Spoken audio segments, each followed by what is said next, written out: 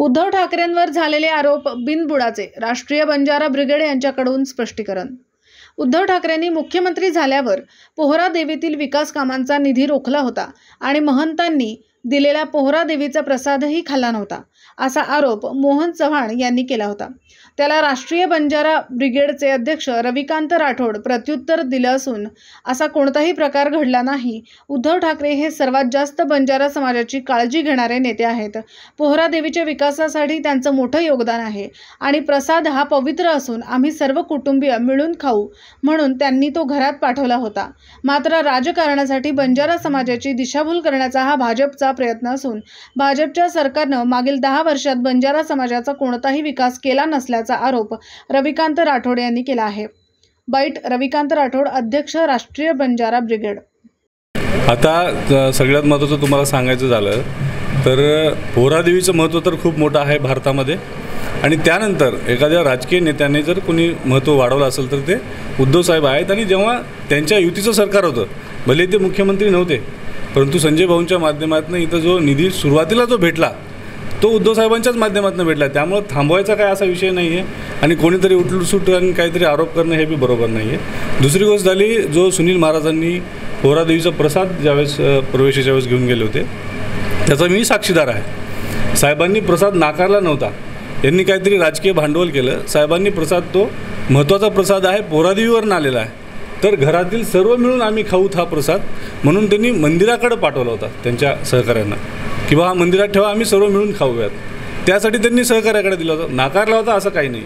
आणि मला हे म्हणायचं आहे की भारतीय जनता पार्टी असे कोणीतरी उभे करून विनाकारण मोठ्या लोकांवर आरोप करायचे, पोहरा देवीला काय झालं काय नाही या आरोप करून स्वतःचं महत्त्व वाढवत आहेत। मला एक सांगायचं आहे, तर मी बीड जिल्ह्यातनं बिलॉंग करतो। आमच्या इथं पंकजाताई मुंडे ह्या राष्ट्रीय नेत्या आहेत भारतीय जनता पार्टीच्या।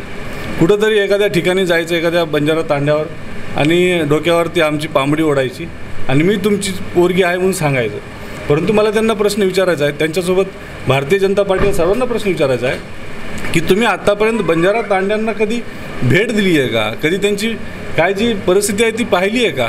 आजपर्यंत तुम्हाला मी सांगतो, मागच्या 10 वर्षापासून भारतीय जनता पार्टीचं सरकार आहे आणि त्या सरकारने आत्तापर्यंत फक्त आम्हाला मूलभूत सुविधासुद्धा आम्हाला पोहोचवल्या नाही आहेत आणि हे कुठंतरी वेगळ्या दिशेला घेऊन जाण्याचं काम करत आहेत। त्यामुळे मला असं तुम्हाला विनंती करायची सर्व समाजाला की भारतीय जनता पार्टी आणि त्यांच्या मित्रपक्षांचं जे सरकार आहे हे सर्व फक्त बंजारा समाजाला गुमराह करण्याचं काम करत आहे। आणि यावेळेस आम्ही बंजारा समाजाने सर्वांनी मिळून ठरवलेलं आहे की भारतीय जनता पार्टी आणि जे सत्ताधारी आहेत हे आमच्या कोणत्याच भूमिकेला न्याय देण्यासाठी म्हणजे देऊ शकत नाही आहेत। त्यामुळं आम्ही पूर्ण बंजारा समाज, कारण महाराष्ट्राचं जर परिस्थिती तुम्ही पाहिली, 90 लाख मतदान आहे आणि त्या 90 लाखाच्या मतदानाच्या भरोश्यावर त्यांनी इव्हन वाशिम, यवतमाळ या प्रबळ दावेदारी असलेल्या मतदारसंघातसुद्धा बंजारा समाजाला उमेदवारी दिलेली नाही आहे आणि बाकीच्या कुठंच ठिकाणी यांनी उमेदवारी दिली नाही।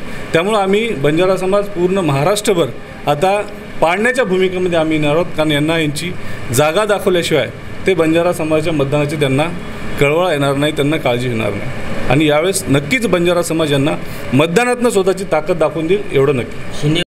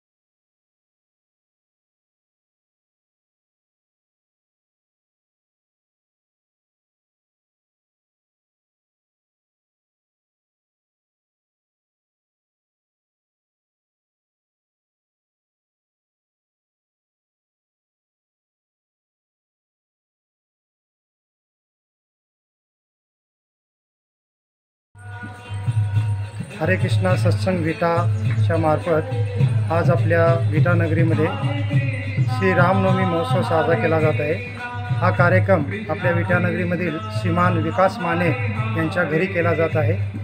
हा कार्यक्रम गेल्या 10 वर्षापासून आपल्या विटा नगरीमध्ये हरे कृष्ण सत्संगच्या वतीने साजरा केला जातो आणि ह्या कार्यक्रमामध्ये आता नुकतंच सीताराम लक्ष्मण भक्त हनुमान यांचा पंचामृत अभिषेक संपन्न झाला।